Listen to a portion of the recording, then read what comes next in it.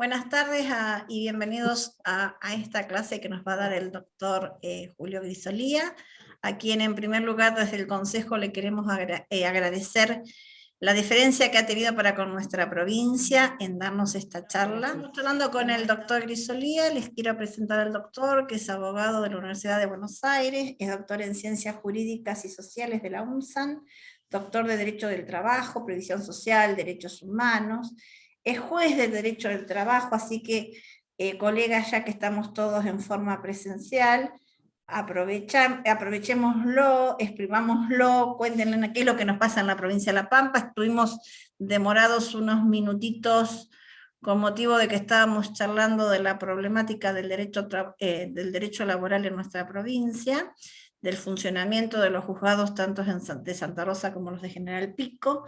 Bueno, y les sigo diciendo que el doctor es profesor, es magíster, es juez, ha escrito miles de libros. Yo creo que hablar de Julio Grisolía, del doctor, ya estamos diciendo todo, además de que, bueno, me encantó su amabilidad, su deferencia.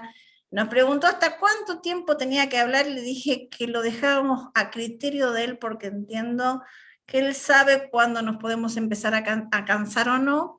Y el tema que ha propuesto lo veo viable, creo que es necesario. Y bueno, darle la bienvenida al colegio, le paso a usted eh, la posta y después le iremos haciendo preguntas. Les pedimos que las hagan por chat o levanten la mano y a medida que eso vaya sucediendo vamos intercambiando ideas para hacerla un poco más ágil y que no se nos haga ni larga ni monótona, sino que sea lo más afable, lo más cordial y que podamos departir entre todos juntos. Desde ya, bienvenidos a todos, gracias por compartir este momento y bueno, otra vez decirle gracias, doctor, por estar con nosotros. Bueno, muchas gracias, doctora Geminiani, por la presentación. Muchas gracias al Colegio de Abogados y Procuradores de La Pampa por la invitación. Así que para mí es un gusto, un placer estar con ustedes hoy, charlando un poco sobre el derecho laboral, sobre el rol de los jueces en esta pospandemia.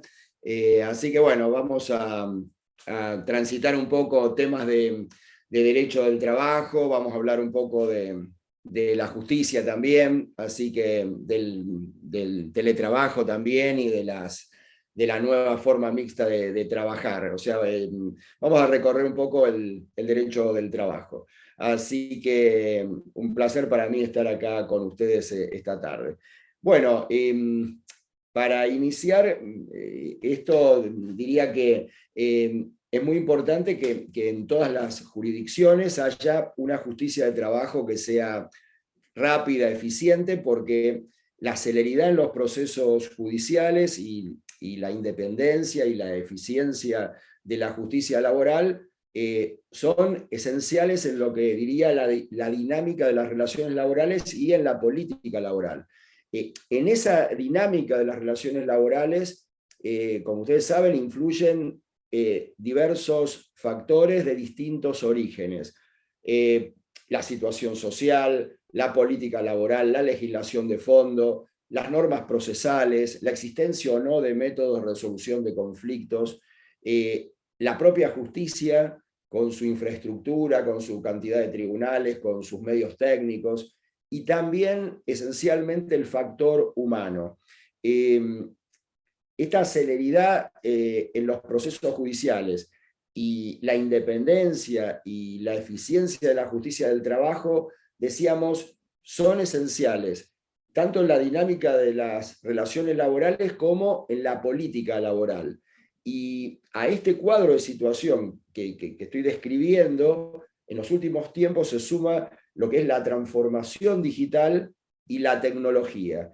Y hoy el teletrabajo, como estamos aquí justamente, es una realidad en un mundo, diríamos, neurotecnológico, en el cual todos vivimos conectados, rodeados de este tipo de reuniones virtuales, con la inteligencia artificial que está avanzando sin cesar y con un comercio electrónico que, como todos sabemos, ha crecido exponencialmente. Creo que hoy hay que apuntar a tener relaciones laborales sanas, esto creo que es esencial, y que los distintos actores sociales, todos nosotros, tenemos que tener claro las premisas y los actores sociales tienen que comprometerse a buscar las mejores soluciones a los problemas que se van planteando. Y vamos a ver algunos de estos factores que decía al principio, que influyen en la dinámica de las relaciones laborales y también en la propia justicia laboral. Decíamos que uno de estos factores era la situación social. O sea que si nosotros analizamos la situación social de un país, en este caso la Argentina, tenemos que decir que la situación social, lo vengo diciendo yo hace mucho tiempo en los libros y lo he escrito, es un elemento disciplinador y flexibilizador de la dinámica de las relaciones laborales. Porque la realidad indica que un trabajador despedido por imperio de esta situación social formada por la desocupación, la subocupación, el trabajo no registrado, ese trabajador despedido no se puede reinsertar rápidamente en el sector formal de la economía. Y esto lo obliga a aceptar empleos precarios o informales o de baja calidad, y en la práctica se termina vulnerando el principio de irrenunciabilidad de los derechos y el orden público laboral. Ese trabajador, cuando es despedido, no puede esperar normalmente lo que demora un juicio laboral, porque necesita el dinero para su subsistencia y la de su familia. De ahí que todos sabemos que los créditos son alimentarios. Y así, muchas veces ese trabajador termina conciliando en montos más bajos que los aconsejables, acuciado por la necesidad, y todo esto sin perjuicio de lo que dice, por supuesto, y todos conocemos, el artículo 15 de la Ley de Contrato de Trabajo, que hace referencia a la homologación cuando exista una justa composición de derechos y de intereses. Por eso, una primera conclusión es que los montos indemnizatorios previstos en las normas laborales, en la práctica, lo terminan cobrando efectivamente solo un segmento de la población, que son aquellos que litigan y además de litigar, aquellos que pueden esperar el resultado del juicio. Pero además hay una realidad peor todavía que es aquellos trabajadores que, habiendo logrado una sentencia favorable, no la cobran por la insolvencia de sus ex empleadores, es decir, no llegan finalmente a percibir efectivamente el monto establecido en el pronunciamiento judicial.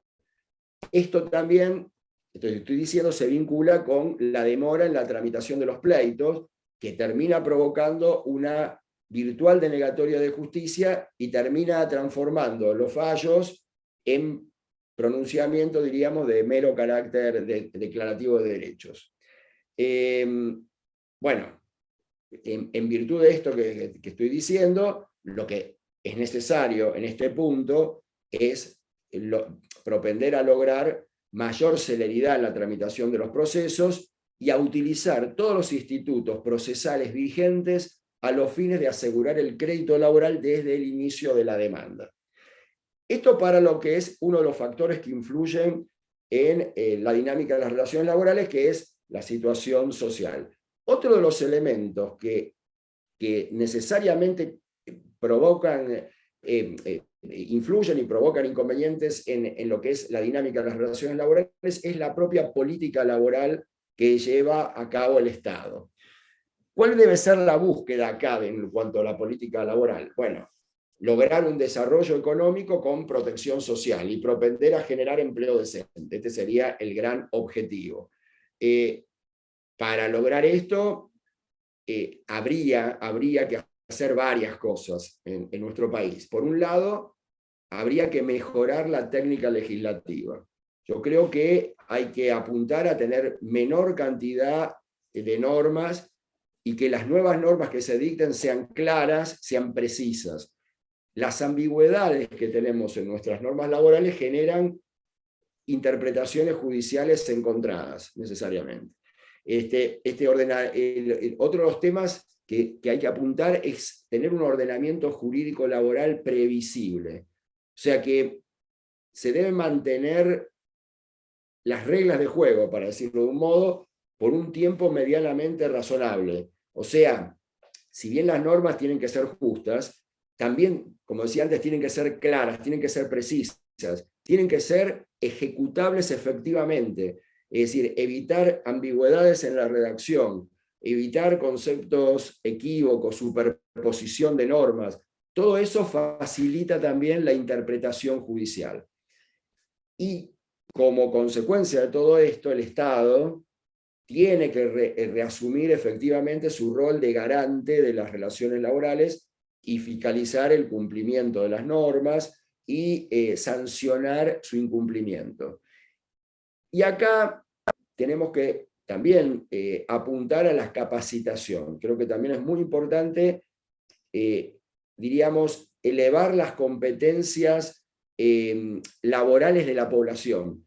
O sea, esto se logra mediante una formación y una capacitación continua de la población y propendiendo a reducir uno de los flagelos que tiene la Argentina, que es la informalidad del trabajo no registrado, y también los abusos que se producen en el sector formal de la economía.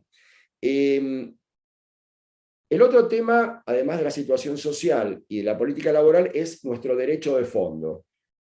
Nuestro derecho de fondo tendríamos que pensar en un rediseño también de algunos institutos, pensar como punto de salida que la estabilidad es positiva para la calidad del empleo, y también en lo que es la reducción de la incertidumbre laboral, y también esta estabilidad sirve como estrategia de competitividad empresarial, a diferencia de la situación de alta rotación de mano de obra, en la cual la inversión es mínima y los trabajadores no se sienten comprometidos con el éxito de la empresa. Por eso, decía antes, se tiene que propender a generar trabajo decente y estable.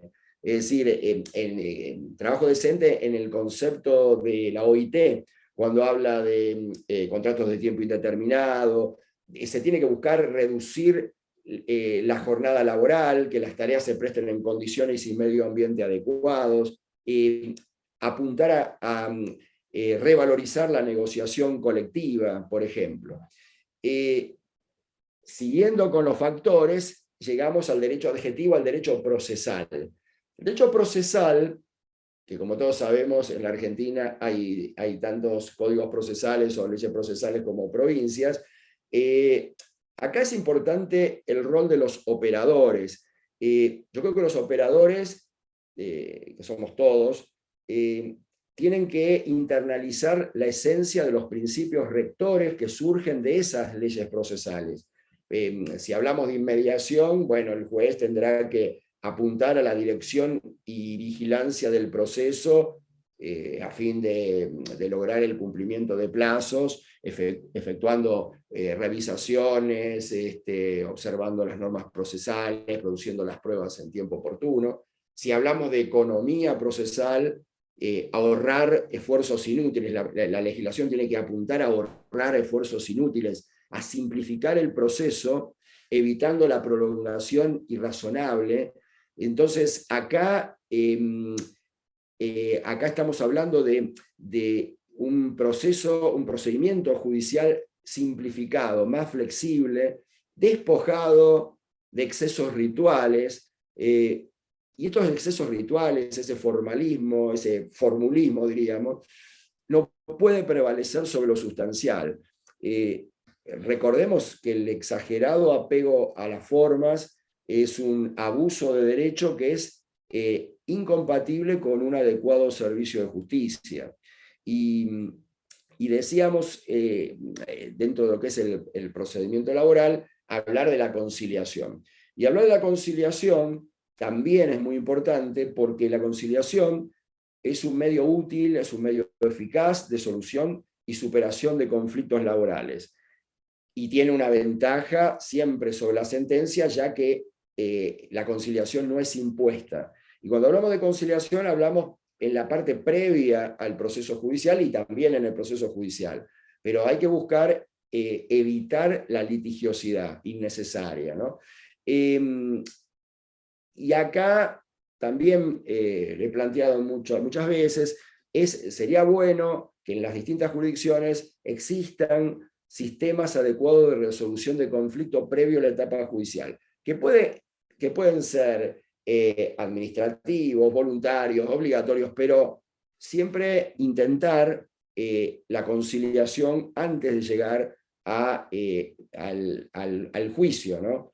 Y para esto también es importante capacitar a los actores sociales en las técnicas de conciliación.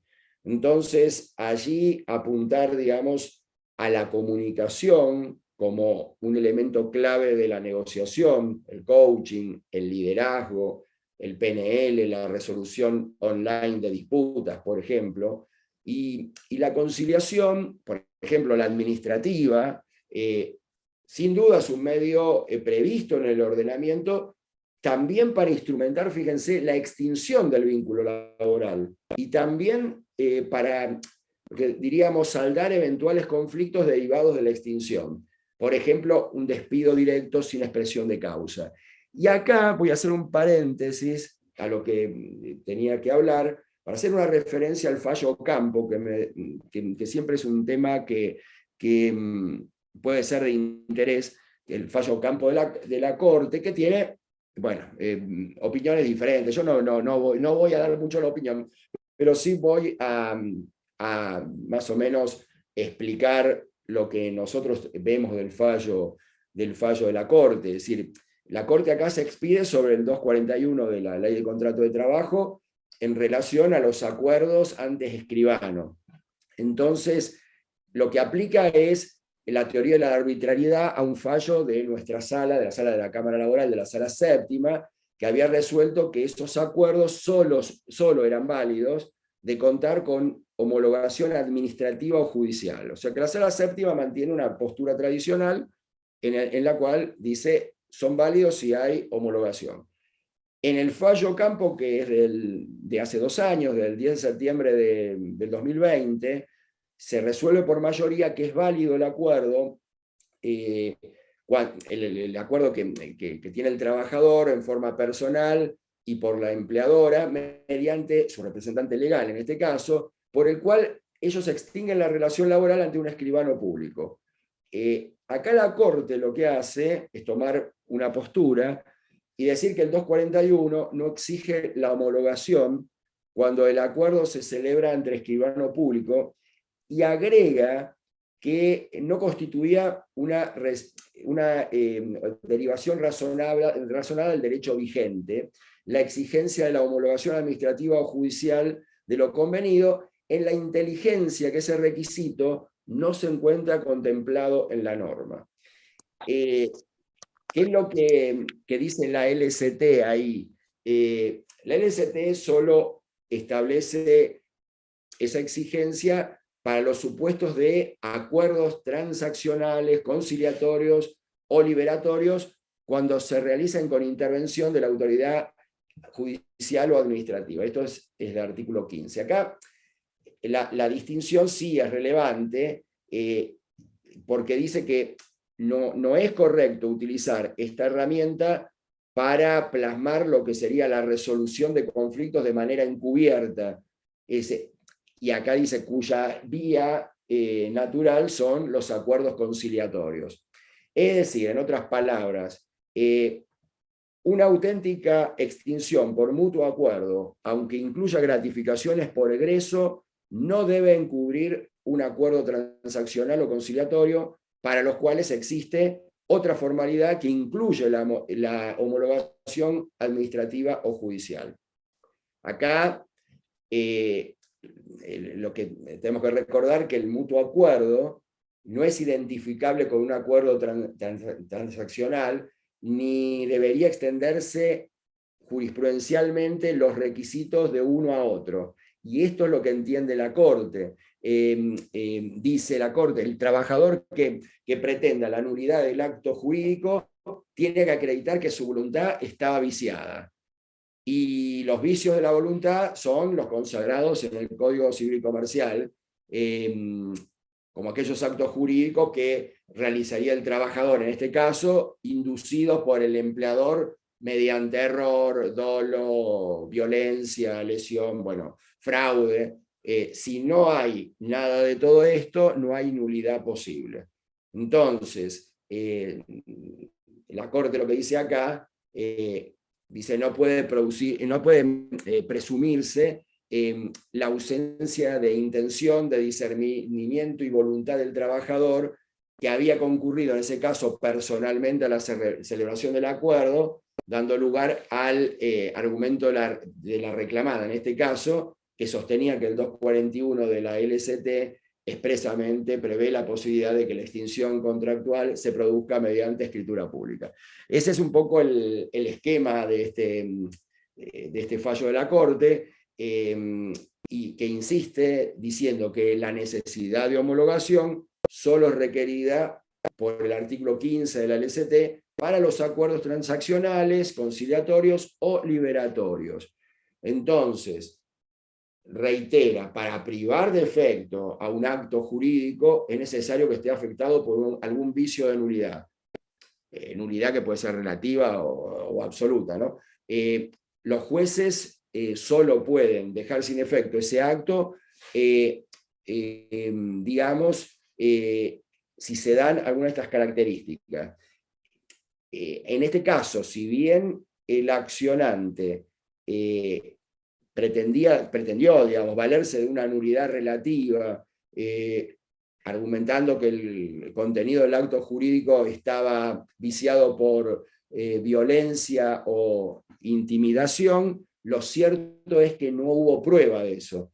Entonces, sin antijuridicidad, más allá de que el acuerdo sea bueno o malo, o la conveniencia del acuerdo, no es viable la pretensión indemnizatoria. Este es un poco el esquema del fallo de la Corte, que también abrió polémicas porque dio una de las dos interpretaciones posibles, digamos, y con esto, bueno, digamos, dejó un poco la doctrina dividida, ¿no? Pero la mayoría de la jurisprudencia está siguiendo el fallo, pero también está viendo si hay vicios de consentimiento o no. Pero igualmente, como todos saben, los fallos de la Corte no son vinculantes, bueno, pero son doctrina a seguir. Es un tema debatible, ¿no es cierto? No, creo que sobre eso va a haber bastante para hablar en lo sucesivo. Bien, dejando este tema de lado, un poco para seguir con y más ir al tema que yo quería hablar, apunto un poco a lo que es el nuevo escenario de las relaciones laborales. ¿A dónde apuntamos hoy con nuestras nuevas relaciones laborales? Y apuntamos a teletrabajo, a trabajo mixto. Y todo tiene relación con la pandemia, porque la pandemia aceleró los cambios. Y aceleró los cambios en el mundo del trabajo, produjo un punto de inflexión en las relaciones laborales, y esto motiva también modificaciones del perfil de los propios trabajadores y también en la mecánica de la prestación de la tarea. Y fíjense que esta llamada nueva normalidad que fue de la pandemia, con tantas actividades realizadas en forma virtual, permitió que nuestra normalidad prepandemia pudiese continuar, y en definitiva lo que logró es que hizo desaparecer los prejuicios y las desconfianzas respecto del teletrabajo, porque esta pandemia, y básicamente lo que sucedió en el año 2020, demostró que se puede trabajar desde afuera de las oficinas en forma remota, desarrollando mucho más tareas de las que se pensaba, y prestar esos servicios con eficiencia, manteniendo o inclusive incrementando la calidad y la productividad. Y por eso decía que ahora, ya en el año 2022, podemos decir que estamos en presencia de un nuevo escenario de las relaciones laborales, y no se trata del teletrabajo, sino se trata de un sistema mixto, de la coexistencia del trabajo presencial y el trabajo Va. remoto en.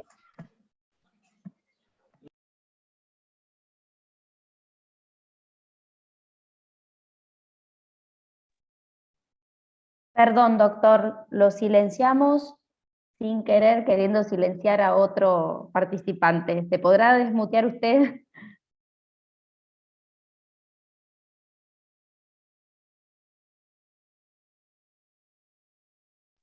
Ahora sí. Ahí está, disculpe. Ahí estamos. Bueno, no sé hasta dónde quedó esto, que estamos No, ahí. Bueno, fueron 2 segunditos. listo, entonces no hay problema. Le estaba diciendo que el teletrabajo de la ley nuestra 27555 incluye la fiscalización, la capacitación, la protección de la salud, etc. Es una ley muy completa. A ver, lo que hoy hay que razonar es que ha cambiado la dinámica de las relaciones laborales. Disminución de licencias derivadas de contingencias que sucedían siempre, disminución de horas de viaje, desaparición de muchas dificultades a la hora de postularse o de contratar para determinados puestos. Es decir, que el teletrabajo ha generado muchos beneficios. Y esto también explica por qué muchas actividades no se volvió ni se va a volver al trabajo presencial de la etapa anterior, de la etapa prepandemia, como si nada hubiese sucedido, ya que es hoy, creo, impensable no incorporar los beneficios de la tecnología. Y cuanto más tiempo pasa, menos pensable es eso. Obviamente es para actividades en las que se puede hacer, esencialmente, digamos, áreas de administración. Pero hoy el debate, hoy ya en 2022, el debate no es el trabajo presencial o el teletrabajo. Hoy ya no es el debate la presencia física de los trabajadores y trabajadoras o el trabajo remoto conectado. Plantear esta antinomia es desconocer la esencia de las relaciones laborales en el escenario actual. Hoy el mejor sistema y el que se va a terminar imponiendo es el mixto, que combina en una misma relación las modalidades presenciales y virtual. La asistencia física a los lugares de trabajo se produce solo algunos días de la semana, cuando realmente es necesario, y de acuerdo a las facultades de organización de cada empleador. Entonces, y los demás días se trabaja en forma remota. Y se obtiene el mismo resultado o inclusive resultados mejores con beneficios para todos. Entonces, coexiste el trabajo presencial con el trabajo remoto en distintos esquemas que pueden ser el 3x2 o cualquiera de ellos. Esto surge de la legislación, ¿se puede implementar en la práctica? Definitivamente, porque si ustedes leen la ley 27555, ustedes van a recordar que la norma expresa que el teletrabajo puede ser realizado total o parcialmente en el domicilio de la persona que trabaja o en lugares distintos al establecimiento del empleador. Esto está en el 102 bis de la LST, es decir, total o parcialmente. Esto hace de que haya teletrabajo total o teletrabajo y trabajo presencial, que es lo que se conoce como mixto o híbrido, ¿no? Quiere decir que la mayoría de las relaciones laborales del sector administrativo se pueden desarrollar en semanas, en jornadas laborales semanales, con días de trabajo presencial y días de trabajo híbrido, teletrabajo, y generar este trabajo híbrido. Todos sabemos que se criticaban determinadas cuestiones del teletrabajo en su momento, ¿no? El aislamiento, no tener contacto con los compañeros y jefes, la pérdida del sentido de pertenencia, que el trabajo en el hogar desdibuja la jornada laboral, se dijo que aumentaba el estrés, se dijo que provocaba afecciones a la salud. Bueno, todas esas objeciones ya fueron debatidas desde hace más de 10 años, y se receptaron en la ley de teletrabajo y en su reglamentación, y que particularmente otorgan protección al trabajador y le otorgan también un adecuado marco regulatorio. Pero definitivamente todas esas objeciones desaparecen con la modalidad mixta, porque no se puede hablar de pérdida del sentido de pertenencia, ni que se desdibuja la jornada laboral, ni aislamiento, cuando se combina en una semana días de trabajo presencial y teletrabajo. Por eso decíamos que el sistema 3x2, el sistema mixto, es un sistema ganar-ganar, en el cual se minimizan las posibles desventajas del teletrabajo y se potencian sus beneficios, beneficios que son obvios para el trabajador: reducción de jornada, reducción del estrés, por la puntualidad, por los tiempos de viaje, ahorro en transporte, ahorro en comida, ahorro en vestimenta, posibilidad de gestionar su tiempo libre, eso es más que importante. También para las empresas es importante la reducción de costos fijos y variables, o sea, menos espacios en las oficinas, alquiler de inmuebles, uso de energía, disminución de accidentes sin itinere, también, por supuesto. Y para la propia sociedad, hablamos de mejoras, mejora del medio ambiente, reducción de la contaminación, reducción de accidentes de tránsito, la inclusión de grupos vulnerables, padres con hijos pequeños y personas con discapacidad que pueden trabajar desde su hogar. Bueno, son muchos, realmente muchos los beneficios. Si nosotros vamos a las encuestas demuestran, estamos hablando ahora de la Argentina, después vamos a hablar del mundo también, que tanto el trabajo remoto es bien visto por trabajadores, pero también por las empresas. Y las empresas apuntan a un sistema mixto, es decir, a relaciones laborales inteligentes en el que se combine lo remoto con lo presencial. Este sistema mixto del que estamos hablando modifica lo que llamamos gestión del rendimiento. Acá aparece como un cambio importante, ya que pone más énfasis en el trabajo realizado que en el horario. O sea que el horario de inicio y finalización, tan importante para muchos, ya deja de ser tan importante, sino que se apunta a la productividad, por supuesto respetando los límites de trabajo, eso no hay ningún, en los límites de la jornada, ¿no? Y también en el caso el derecho a la desconexión, por supuesto. Esto termina siendo, que apuntar a la productividad, termina siendo un beneficio para trabajadores dirigentes, porque sí pueden gestionar su tiempo libre, compartirlo con las familias, y también para las empresas porque terminan mejorando su productividad y también la calidad de la producción. Ahora, este nuevo esquema que estamos planteando a futuro genera hoy y va a generar más desafíos para empleadores y para las empresas, y también para los sindicatos, también para los trabajadores y para el propio Estado, porque va a ser fundamental invertir en conectividad, invertir en infraestructura digital, hay que reinventar procesos y políticas.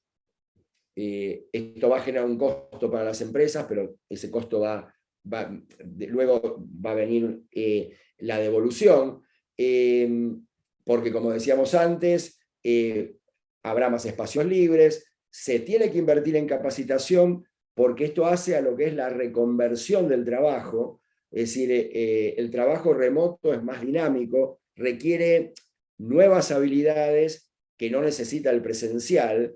Entonces, la conclusión es que no se puede cuestionar hoy la tecnología cuando es bien utilizada, cuando es puesta al servicio de los trabajadores, y la empresa también la tiene que aceptar, porque es una herramienta, digamos, necesaria y útil. Y hay que pensar, como decía, en relaciones laborales dinámicas. Un nuevo escenario de relaciones laborales que tenga en cuenta las características de las actividades, de las tareas, y que el trabajo se desarrolle del mejor modo posible, sea mixto, sea teletrabajo puro, respetando por supuesto los derechos de los trabajadores, pero el teletrabajo o el trabajo mixto debe ser una opción para trabajadores y empleadores en la mayoría de las actividades y puestos de trabajo. Esto me parece que es muy interesante. Bien, planteado esto, como siempre digo, para poder llegar a conclusiones acertadas y encontrar las mejores soluciones a un problema, siempre es preciso fijar claramente, por un lado, el cuadro de situación donde estamos parados, visualizar con qué elementos se cuenta y también tener claros los objetivos. Acá hay dos puntos de salida muy importantes para avanzar hacia un buen resultado. Y hablamos ya de lo que es la justicia y particularmente lo nuestro, ya bajar todo esto a la administración de justicia.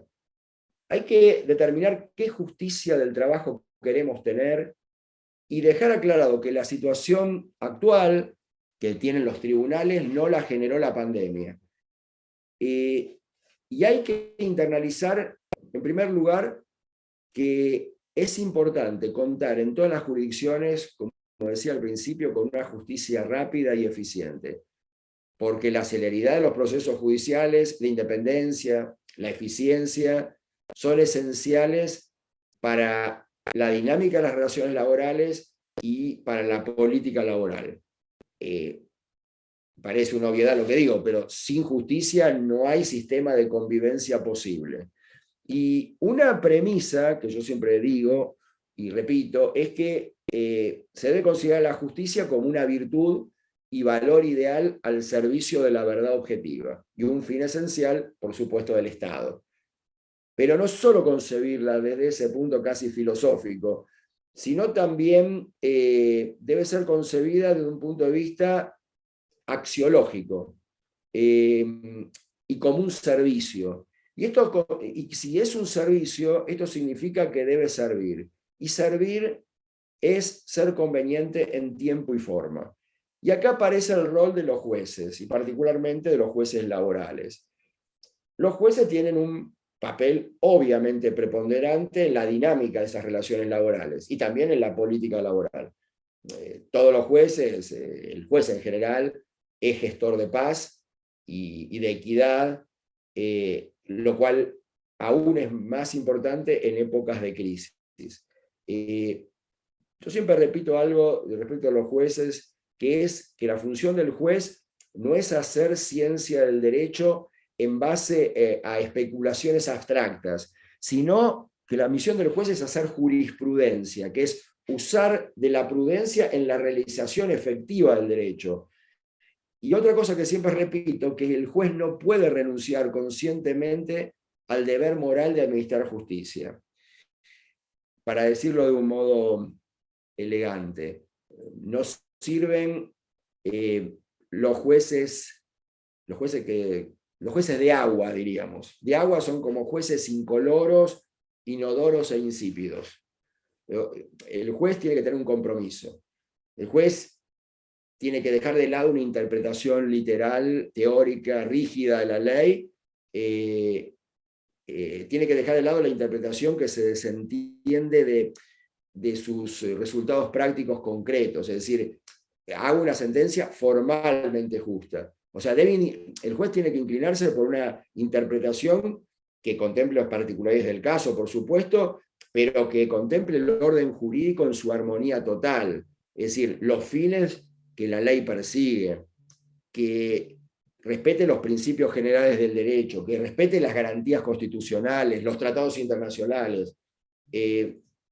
La equidad, que algunos dicen hay que fallar con justicia y con derecho, no con equidad. La equidad no sustituye ni corrige a la justicia, es la justicia la equidad. Es decir, es la misma justicia la que corrige la injusticia estrictamente legal que se produce en el caso particular al aplicarse el esquema genérico y abstracto de la norma general. Y esto que acabo de decir no lo digo yo, lo dijo Aristóteles, ¿no es cierto? Es decir, ¿qué quiero decir? Hablando menos difícil, digamos. El mejor juez es el que tiene el trabajo al día. El mejor juez es el que tramite una causa rápido. Y el mejor juez es el que tiene que la resolución que dicta se ajusta a la realidad, es decir, a lo que pasó. Lo demás es lujo, si quieren. Pero volvemos a lo mismo. Son importantes, es importante la formación, sí, es importante la formación del juez, pero no es tan importante los posgrados, si es publicista, si es docente, si es brillante. Acá la sentencia debe reflejar la realidad y estar fundada. No importa hacer una pieza jurídica si no refleja lo que efectivamente pasó. Lo que importa es administrar justicia, es decir, que lo resuelto sea justo. Por eso decía al principio, cuando hablaba del derecho procesal, que las formalidades tienen que ceder ante lo sustancial. Son herramientas. Esto es una cuestión como punto de salida para entender la justicia que se viene. Las formalidades deben ceder ante lo sustancial, son herramientas, digamos, de las que se sirve el derecho de fondo, si se quiere. Y la tecnología también es una herramienta y debe utilizarse. Yo, digamos, durante más de 20 años de juez y más de 30 años en la justicia, siempre para mí la prioridad fue la celeridad y la seguridad jurídica. Y siempre pienso que los principios de celeridad jurídica, celeridad procesal y seguridad jurídica pueden ir juntos. Es decir, ¿qué se requiere para que funcione lo que se llama hoy desde gestión una oficina judicial? Se requiere organización. El problema en general no es de conocimiento. Los jueces en general, estoy hablando de jueces en todo el país, están muy bien formados, tienen idoneidad. El problema no es de conocimiento, es de gestión. O sea que los jueces están para los expedientes difíciles. No está para quiero decir, están para todos los expedientes, pero el juez donde se debe notar es en el expediente difícil, no en el despido directo con 2 testigos. Quiero decir que tiene que estar para el caso complejo, para aplicar la equidad, para declarar una inconstitucionalidad, para aplicar los principios generales del derecho. Es decir, y siempre recordar que los jueces no son jueces de la ley, son jueces de la Constitución, de los tratados, de los tratados internacionales, del bloque federal constitucional. Es decir, son mucho más que el juez que resuelve con el articulado de la LST, ¿se entiende? Entonces, planteado esto, decimos, todos los operadores debemos seguir en esta etapa de cambio, ayornándonos, adaptándonos a los cambios, a las nuevas realidades. Como alguna vez afirmó Darwin, la especie que sobrevive no es la más fuerte ni la más inteligente, sino la que mejor se adapta a los cambios. Entonces, esto hay que grabárselo. Nosotros, en lo que es la Justicia Nacional del Trabajo, lo que sucedió en la pandemia es que arrancamos con una realidad compleja, digamos. ¿Cuál fue la realidad compleja? Nosotros en marzo del 2020, cuando se inicia la pandemia, teníamos todos los expedientes en papel, no teníamos posibilidad de trabajar remotamente, no se presentaban los escritos digitales, los escritos eran en papel, se ponía el cargo, manual o mecánico. Teníamos sí un sistema de gestión, que es el Lexien, pero funcionaba dentro del juzgado, todo en forma presencial, y no existía la posibilidad de remoto. No teníamos firma electrónica. Entonces, cuando se cierran tribunales, cuando se cierra el país, nos enfrentamos a que todos los expedientes quedaron ahí adentro y que desde afuera no podíamos hacer absolutamente nada. A partir de ese marzo del 2020, la Corte comenzó a trabajar a gran ritmo con el Consejo de la Magistratura y lograron en abril establecer la firma electrónica de los jueces y luego generar el VPN, el trabajo remoto, con algunos puestos, y bueno, y así, y a partir de ahí, la mayoría de los actos procesales en agosto del 2020 ya se podían hacer teletrabajando, y a partir de agosto se comenzó con los escritos digitales, agosto 2020, fíjense, con las demandas digitales, y todo comenzó a ser digital. Unos cambios realmente increíbles en realmente muy poco tiempo, impensados para nosotros si no hubiera existido la pandemia. Es decir, que la pandemia sirve, en este caso, para acelerar cambios que en algún momento se iban a hacer. Entonces, por eso yo decía, no se puede endilgarle a la pandemia ni al teletrabajo culpas que realmente no tiene. Cuando se dice la justicia del trabajo es lenta, era lenta, justamente era lenta antes de la pandemia, y a partir de todo esto, todos estos medios tecnológicos que se han sumado han servido para mejorarla, ¿no es cierto? Es decir, hay que apuntar a un servicio de justicia mejor, que tome lo positivo de lo anterior y potencie los beneficios que generaron la virtualidad y el trabajo remoto.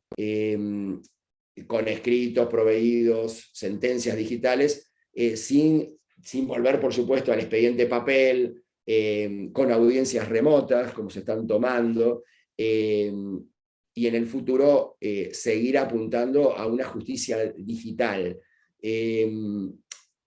Yo vengo repitiendo desde hace varios años, antes de la pandemia, hablo de la importancia de la gestión judicial y del factor humano.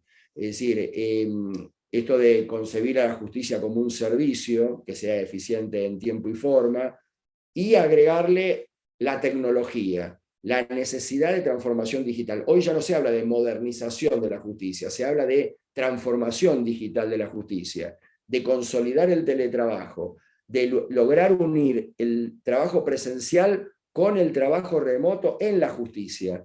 Creo que estamos ante un gran desafío. Yo hace poco, en febrero de este año, participé del Congreso Mundial de Derecho del Trabajo en forma virtual, y en una mesa, la mesa se llamaba Retos que debe afrontar la Administración de Justicia tras la pandemia.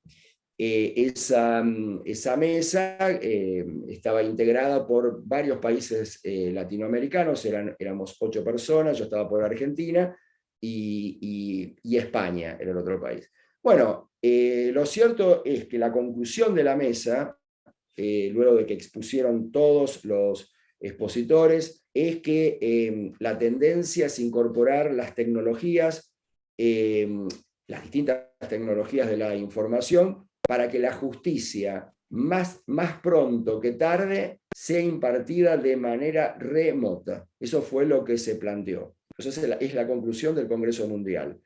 El debate ya se venía desarrollando, y el planteo que se hacía allí era si se pretendía volver, una vez superada la pandemia, en estos países, al trabajo llamado normal de tribunales, con los pasillos colmados de gente, con presencialidad pura, o se iba a usar los beneficios, se iban a trabajar con tecnología. Bueno, como todo, hay algunos que dijeron que sí, otros que no, pasa en todos lados.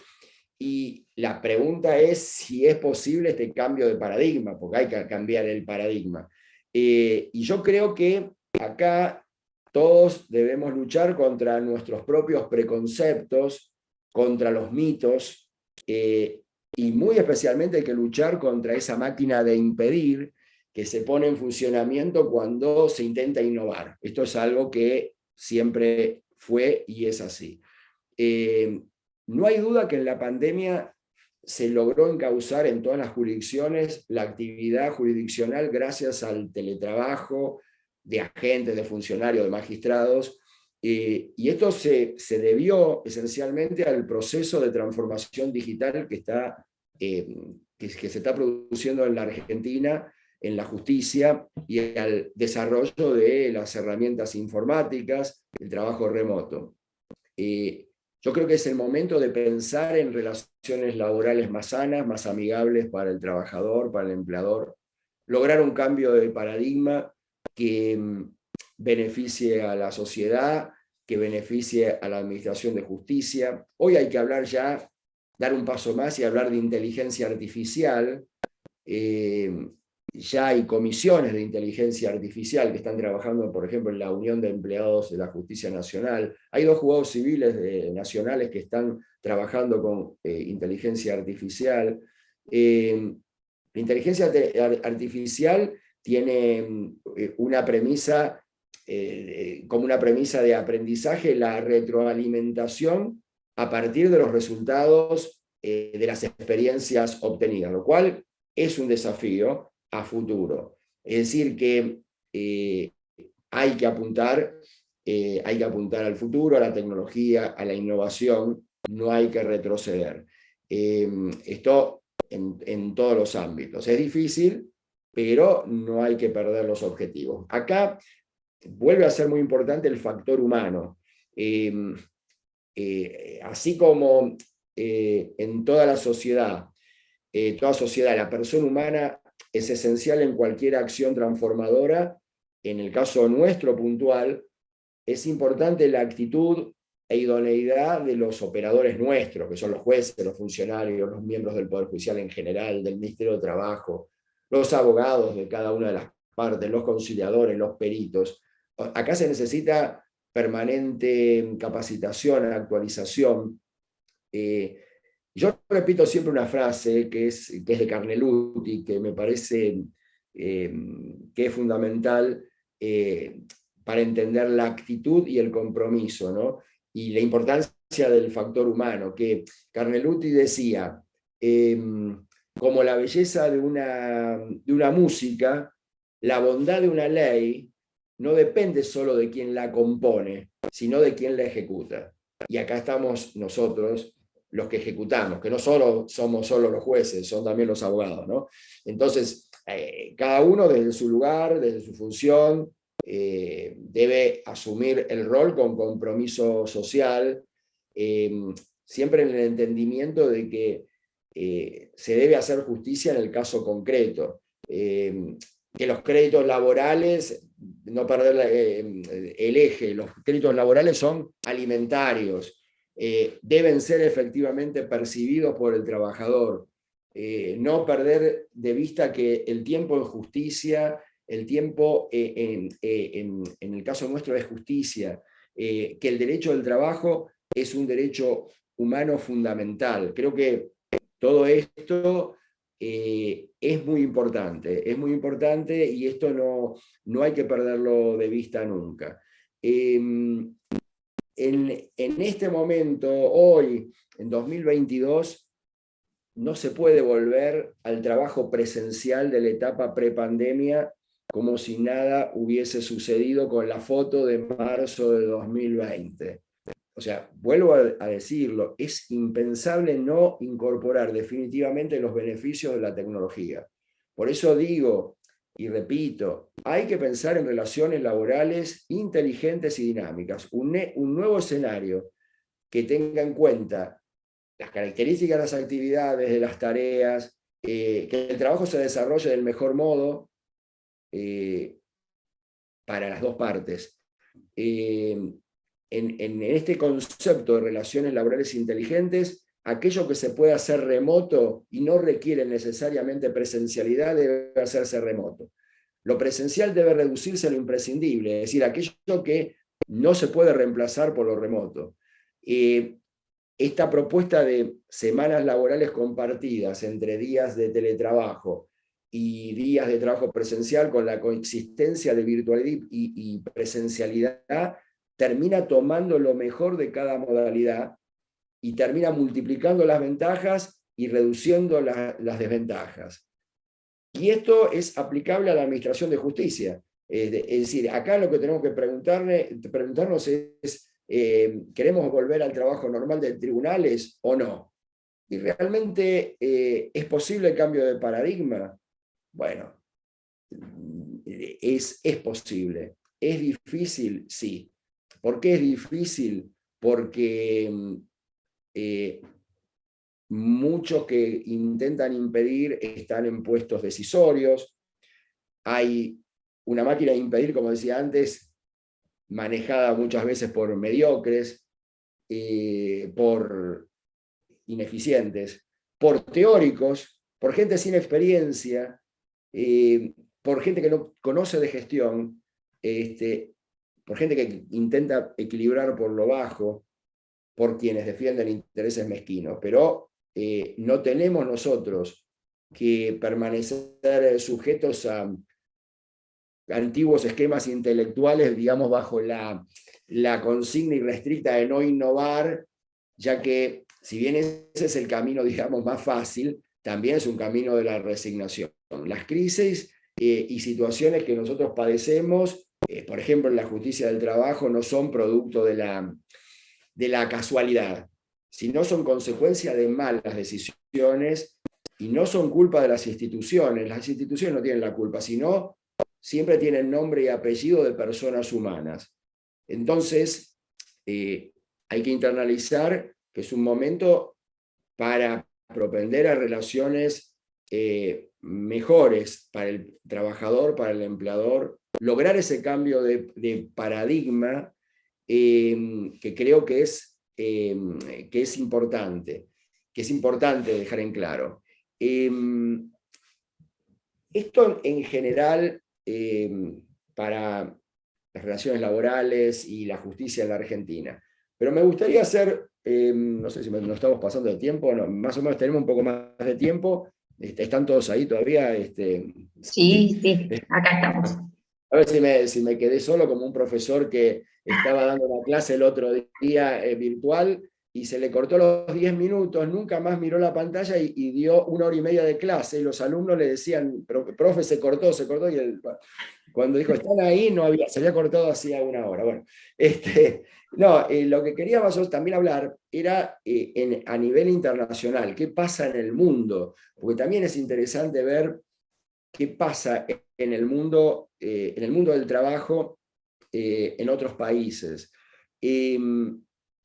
Yo creo que lo que dejó la pandemia es que demostró que la mayoría de los trabajadores del mundo estaban disconformes y cansados de su trabajo y buscaban un mejor balance, diríamos, entre vida profesional y personal. Ustedes habrán leído seguramente el año pasado lo que se llamó la gran renuncia, que le dicen la gran renuncia, en Estados Unidos. En el mes de agosto de 2021 renunciaron a sus puestos de trabajo 4.300.000 personas en Estados Unidos. Y en el año 2021, más de 20 millones de personas renunciaron en Estados Unidos a sus puestos de trabajo y no querían volver al trabajo presencial. Y este es un fenómeno que se fue replicando en los distintos países, en los países que se puede, porque en los más pobres, por la situación social, que actúa como un elemento disciplinador, como dijimos al principio, los trabajadores no renuncian al empleo, sino que se lamentan y siguen trabajando. La pandemia acá fue disruptiva de las relaciones laborales. La migración al trabajo remoto en la pandemia tuvo un fuerte impacto en la forma de trabajar porque cambió la forma de pensar el tiempo y el espacio. Creo que este es un cambio estructural. Y acá creo que todos cambiamos, aunque no nos parezca, algunos no lo vean, todos cambiamos. Y el trabajo también cambió.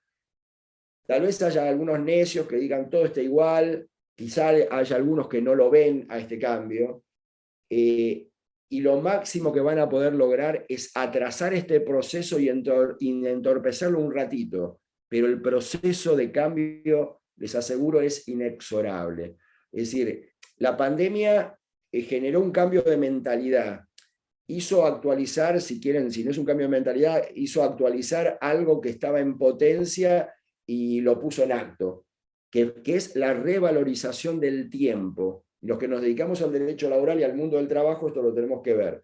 Se revaloriza el tiempo, los trabajadores quieren más flexibilidad, quieren más opciones remotas, más opciones mixtas o híbridas, quieren jornadas laborales más cortas, basadas en la productividad, o sea, en la producción, en el rendimiento, en lugar del viejo trabajo basado en el tiempo y en las semanas laborales extensas. Hoy se habla de jornadas laborales de 4 días, de no estar frente a un escritorio haciendo lo que se puede hacer remoto, porque estos trabajadores consideran que eso es perder el tiempo.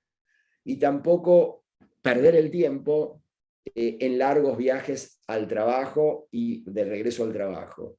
Hoy lo que se está priorizando es la calidad de vida, es decir, la comodidad. No estoy hablando de Argentina, estoy hablando todo de afuera, Estados Unidos y Europa. Se está priorizando la comodidad de estar trabajando desde su casa, de compartir más horas con la familia. Y acá las empresas tienen hoy la posibilidad de reconfigurar la forma de prestar tareas. Estamos hablando de tareas más administrativas, áreas administrativas que industriales, por supuesto. Y las empresas tienen que pensar en producir más a menor costo, pero en este caso beneficiando también a los trabajadores. Y este cambio hacia el trabajo remoto o al trabajo mixto, que es esto de teletrabajo y presencial en la misma relación laboral, desde el punto de vista etario, desde la edad, de las edades, es más claro todavía. Y esto lleva a concluir, pero indefectiblemente, que en el futuro cercano nos estamos direccionando a un sistema mixto. Y esto decía desde el punto de vista etario, porque cuanto más jóvenes son, más se resisten al esquema de la presencialidad anterior. Las encuestas en Estados Unidos están demostrando que más del 55% de los millennials no quieren trabajos presenciales y más del 45% de la generación X tampoco. Recién están más con la presencialidad las generaciones de mayor edad. Pero ¿por qué digo que a futuro esto, si hoy estamos entre 55 y 45% en la mitad de la población activa, que en el futuro digo que va a ser mayoritariamente? Porque justamente todos los grupos que vienen, los más jóvenes, los de 18, 16, 17, 18, 19, que se incorporan al mercado laboral, y lentamente los de más de 70 que se van yendo, hacen que ese 55 en 5 años se transforme en 60 y en 10 años sea en 70. Porque el nativo digital puro, obviamente, que no quiere el trabajo presencial. Con lo cual, esto es una realidad. En la Argentina, también la pandemia produjo ese punto de inflexión del que hablamos. Y también hay encuestas, porque el segmento de profesionales jóvenes con alta calificación son los que más priorizan la relación entre trabajo y vida. Y acá las encuestas hechas con este tipo de profesionales más jóvenes demuestran que más del 50% de ellos ya están optando por esquemas mixtos o híbridos.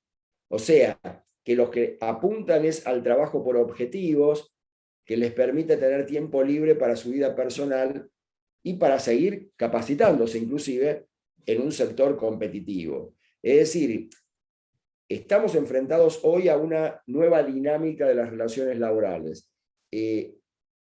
Algo cambió. Hoy se buscan trabajos remotos, 100% remotos o híbridos, mixtos, y con mayor flexibilidad. Las actividades necesitan adaptarse, en definitiva, a un mundo que va a ser mixto y virtual, y presencial reducido a las actividades que necesariamente deben hacerse presencial, que de todos modos van a existir y seguir existiendo, porque hay un segmento importante que necesariamente es presencial. Lo que estamos hablando acá es de lo innecesariamente presencial de determinadas actividades y reconfigurar esas actividades. Por eso decía que, para terminar esto, ya que llevamos ya bastante tiempo, que tenemos que reimaginar el mundo del trabajo. Y cuando digo reimaginar, hay que hablar de reimaginar las actividades, pero también ver la legislación de fondo, la procesal, cómo se aborda un proceso. Es decir, siempre apuntar a lo más sencillo. Es un cambio de paradigma. Este cambio de paradigma es como volver a lo deseado, aquel horizonte utópico del que hablaba históricamente Estela Ferreirós, que digamos que el trabajo se adapte a la vida y no la vida al trabajo. Bueno, no sé si tienen allí preguntas, esto un poco para, no quiero ya seguir hablando, porque ya son las 6, hemos hablado 1 hora y pico. A ver si... Bien, no sé si algún colega quiere pedir la palabra o hacer alguna de las preguntas por el chat y se las leemos al doctor.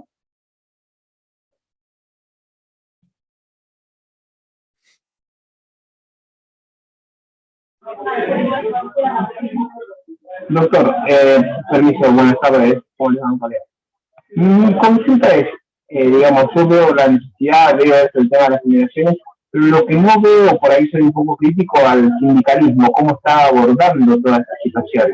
¿Cómo lo ve usted? ¿Cómo ve esa parte que no está ayornada o que no logra hacer o tomar el espíritu de la ley de la 27.555 en el sentido de la modernización que debe tener este cuerpo, que es parte esencial del derecho laboral? Perdón, ¿qué me dijiste? ¿Qué es lo que no está ayornado? Que no escuché lo que me dijiste puntualmente. El sindicalismo. El sindicalismo, ¿cómo ve la falta de regulación? Sí. Bueno, digamos, forma parte de lo que también deberá modificarse, digamos. La Argentina, como ustedes saben, es un país totalmente distinto a todos, con características muy particulares. Yo creo que todos se va a terminar modernizando. Inclusive el sindicalismo también se viene modernizando bastante en algunos gremios, en algunas actividades. Están teletrabajando algunos de ellos, se han interesado mucho en la capacitación. Yo lo voy a decir desde la Unión de Empleados de la Justicia, que es el sindicato nuestro, está, digamos, modernizándose, y modernizándose es apuntar a la transformación digital, acompañar los cambios, entender que lo que podía haber sido el aislamiento de la sindicalización de trabajadores, entendieron que era muy bueno para los trabajadores judiciales el teletrabajo. Ellos cuidan, por supuesto, el tema de la desconexión, el derecho a la desconexión, la protección de la salud psicofísica de los trabajadores, pero creo que todo lleva un proceso que también es un tema etario. Las nuevas generaciones van modificando la forma de actuar del sindicalismo también. Por supuesto que hay cosas que habrá que modificar y que costarán más porque están más enquistadas en la historia nuestra, ¿no? Pero yo creo que ha habido un cambio positivo en muchos de ellos, y lo vemos porque lo vemos cotidianamente, ¿no? Bueno, nos relacionamos con sindicatos, y yo creo que se apunta mucho a la capacitación desde hablar de temas de género, de no discriminación, a estar entrenados en las nuevas políticas. Creo que eso hay cuestiones positivas. Lleva tiempo, los cambios llevan tiempo. Lo más cómodo es no cambiar, porque todo cambio requiere aprendizajes. Entonces es como cuando a uno le cambian el sistema informático, y dice, si estamos tan bien con ¿para qué vamos a cambiar? Pero una vez que uno se adapta a lo nuevo, ve las diferencias, ¿no es cierto? Entonces, creo que Argentina es un país muy particular en todas las áreas, ¿no? De hecho, cuando viene gente de afuera y quiere estudiar Argentina, pocas veces alguien que no está en la Argentina entiende la Argentina. Yo cuando he ido afuera, alguno y hablaba sobre trabajo no registrado, la cantidad de trabajo no registrado que había en la Argentina, me decían, pero ¿por qué hacen eso? ¿Cuál es el beneficio? No entendían. Dice, ¿cómo una empresa se arriesga de ese modo para tener un trabajador no registrado? Porque ellos, tener un trabajador no registrado es como algo que no le entienden el beneficio de tener un trabajador no registrado. Porque es más, es como, sería para nosotros, digo un ejemplo vulgar, salir sin seguro del auto. O sea, exponerse a un desastre. O sea, ellos lo ven. Y en una oportunidad, cuando estaba, no sé en qué país estaba, dando una charla, yo dije sí, en ese momento había 33% de trabajo no registrado, y el que estaba al lado, termino de dar la charla y me dice, me parece que te has equivocado, me dice, porque dijiste 33, será 3%, no 33, pero ¿cómo va a ser 33% de trabajo no registrado? No lo podía creer esta persona. Entonces después le fui explicando cómo era la realidad argentina. O sea, es complicado, es distinto, ¿no? Es distinto. Creo que también hay un tema de cultura del cumplimiento, ¿no? En todo. Creo que hay que volver a los valores centrales, me parece que es muy importante internalizar. Por eso esta charla apunta a valores, básicamente. Es decir, apuntar a la justicia es un servicio, volver sobre las cosas obvias, que por obvias no se dicen y por no decirse se olvidan. Entonces me parece que eso es, hay que volver a esos grandes pilares. ¿De dónde salimos? Después las herramientas son otras, pero pongamos por lo menos una premisa mayor del silogismo en las que estemos todos de acuerdo, mínimo como para arrancar, creo que. Pero se hace complicado. La verdad que se hace complicado porque inclusive por ahí habría que revisar normas laborales, y cuando se revisan normas laborales, siempre se piensa en la flexibilización laboral para el trabajador. Entonces se dice, no, quieren flexibilizar. Y no, queremos actualizar, no, pero ¿qué van a poner? ¿Qué van a sacar? Y cada uno tiene derechos adquiridos que nadie quiere ceder derechos. Y aquí hay un tema también de solidaridad, porque a veces hay que ceder un poco para darle espacio al otro, y bueno, y eso hace una sociedad también más justa, pero es difícil. Bien, no sé si algún otro colega quiere tomar la palabra y hacer alguna consulta, pregunta. Si no, vamos a hacerle la palabra a la presidenta del colegio para ya concluir la jornada.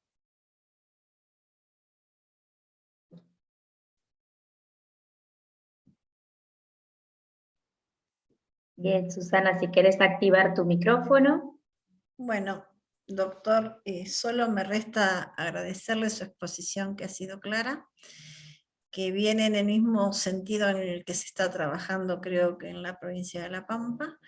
Salimos desde un expediente formato papel y desde un encierro total, buscando salidas que también se lograron un poquito más rápido. Quizás empezamos en lo virtual, que fue el 18 de mayo, si mal no recuerdo, del 2020, y el 1 de agosto del 2020 ya empezamos con el expediente netamente digital.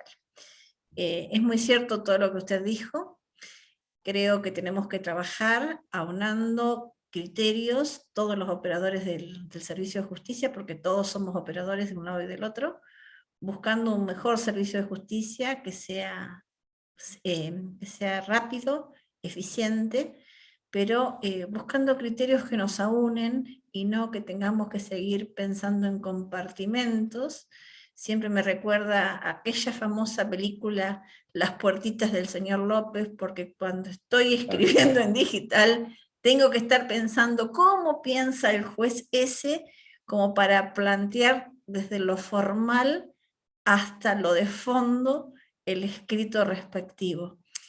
Es un aprendizaje, es un cambio de paradigma, como usted dijo perfectamente y lo comparto, y soy consciente de algo, que el cambio uno siempre lo resiste, pero si dejamos de resistirnos y tratamos de adaptarnos, creo que vamos a un mundo, creo que a lo mejor mucho más tranquilo y con mejor calidad de vida para con nosotros, aunque nos quejemos de que estamos todo el día conectados. No, seguro, pero fíjense que yo el otro día, para entender que estamos transitando una transición, un cambio de paradigma, para nosotros, para la gente que tiene más de 30 años, vamos a decir, el Código Civil, que tenemos, el Código Civil Comercial, es el Código Civil nuevo. Sí. Nosotros decimos el nuevo Código Civil. Ahora, hay una generación ya, que es la que se recibió en el 2016 para acá, de abogados, que para ellos, cuando habla del Código Civil es dice el viejo Código Civil. Ese cambio, ese punto, es aplicable también a la tecnología. Y a mí me ha pasado que han ingresado gente a tribunales en el año, chicos nuevos, chicas nuevas en el 2021 y ahora, y ya son varios en distintos tribunales, que claro, ellos entraron sin gente, entraron ya tecnológicos. Y ellos, el lenguaje solamente dicen, ustedes, ¿en serio había escritos? ¿Y esto era el cargo? O sea, hablan en pasado sobre cuestiones que para nosotros era lo lógico. Y ellos, como están formados de ese modo, ellos están hablando del viejo Código Civil, de antes venía gente a la mesa de entrada, Claro, entonces, ¿qué quiere decir? Que todos los que vengan de acá en adelante van a hablar de tecnología, porque toda esta gente es tecnológica. Entonces, realmente los chicos ya hoy nacen amigables con la tecnología. Yo tengo 36 años de abogada, doctor, y me recibí en Buenos Aires. Y estuve 3 horas llena de huevo, harina, soda, agua, todo lo que me echaron, esperando en Entel para llamar a mi casa y decirles a mis papás que me había recibido de abogada. Y en mi casa había teléfono, que era un lujo en aquel entonces. Claro, seguro. Claro. Y en poco tiempo estamos en esta. Creo que más bisagra no hemos podido ser de esta generación. No me puedo quejar porque empecé a trabajar con muy poco tiempo con máquina, empecé con ordenador, los viejos sistemas, pero bueno, creo que son nuevos desafíos y mientras tengamos vida tenemos que tener esperanza y tenemos que no resistirnos al cambio, tenemos que adaptarnos. Seguro que es así. Pero bueno, nada más me queda agradecerle. Vamos a seguir en contacto con lo que hablamos hoy al principio. Damián, estás invitado a ayudar, estás convocado a ayudar y vamos a ver si podemos implementar algo para los colegas de la provincia de La Pampa. Y agradecerle, doctor. A disposición de ustedes, muchísimas gracias. Fue un placer estar con ustedes con el colegio de La Pampa, con todos ustedes, así que a disposición y lo que necesiten, esperemos hacer actividades juntos el año próximo y seguir en contacto. Para mí fue un placer. Sí, doctor, esperemos que ese día no se corte todo el sistema y nos quedemos nada más que con el WhatsApp, como me pasó a mí oportunamente. Cada día vamos a andar mejor con esto. Un gusto, doctor, haberlo conocido. Muchas gracias. Bueno, y estaremos en contacto. Muchísimas gracias. Y gracias a todos los que están presentes. Gracias. Muy amable. Hasta luego. Hasta luego.